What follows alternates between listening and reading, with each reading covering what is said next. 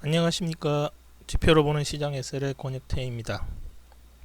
5월 4주차 시작하겠습니다. 지난주에는 미국 경제가 다시 움직이기 시작했고요. 그 이후로 가장 중요한 PMI 지표가 발표되었습니다. 잠깐 지난주 발표된 PMI 지표 좀 보도록 하겠습니다. 지난 미국 제조업 쪽은 39.8로 나왔습니다. 잘 안 보이네요.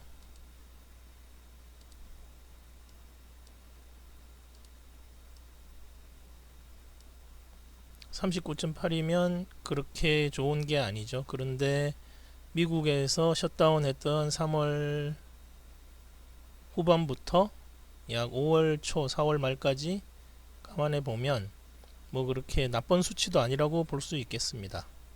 서비스업 쪽은 훨씬 많이 개선되었습니다. 26대, 27대에서 논의되던 숫자들이 37까지 올라왔습니다.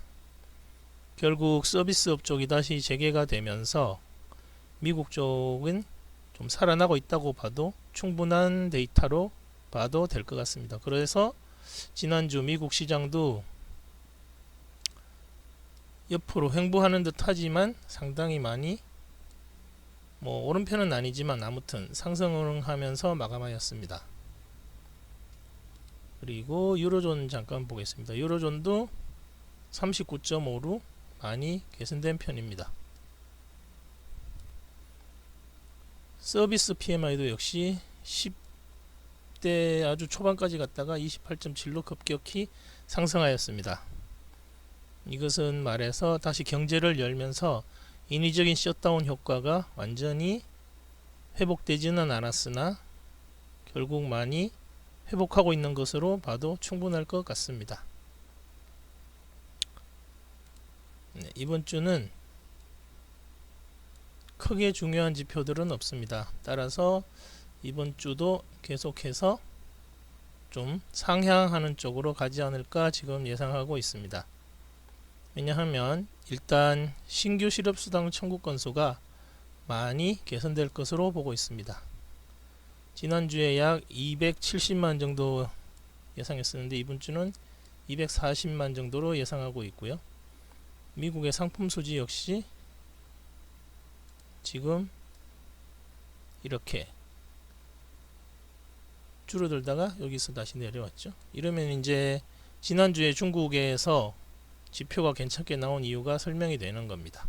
미국과의 무역 거래가 좀 좋아졌다는 거죠. 물론 양쪽 다 정치적인 입장이 점점 심해진다고 해야 되나요? 선거도 다가오고 있고 해서 서로 상대방에 대한 공격이 많이 언론을 통해서 흘러나오고 있습니다. 그렇지만 경제지표상으로는 아직까지는 조금씩 코로나 사태 이후로 개선되고 있는 모양입니다.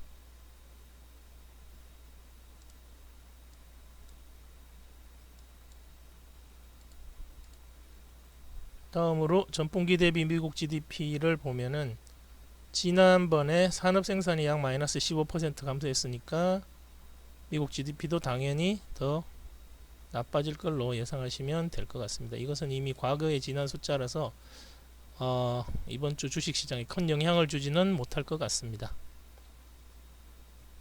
그럼에도 불구하고 미국 소비자들 가격지수는 계속 조금씩 오르고 있습니다. 1.5포인트대 후반에서 계속 증가하고 있습니다. 이 경우는 전년 대비로 나오니까 증가한다기보다는 약 1.7%나 1.8% 정도를 유지하고 있다고 말씀드려야겠습니다.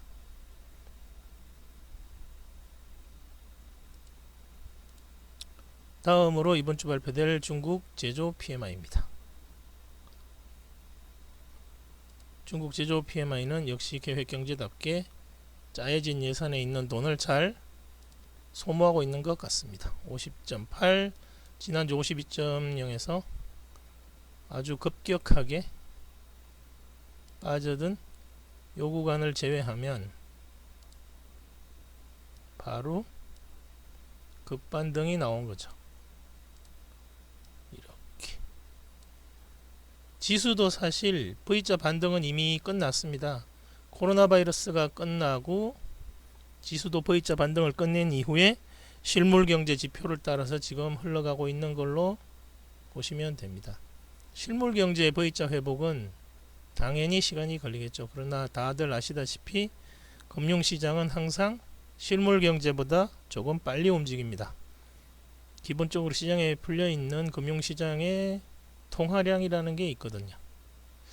네, 그래서 이번 주도 주식 비중은 지난주와 똑같이 최고치로 유지합니다. 네, 감사합니다.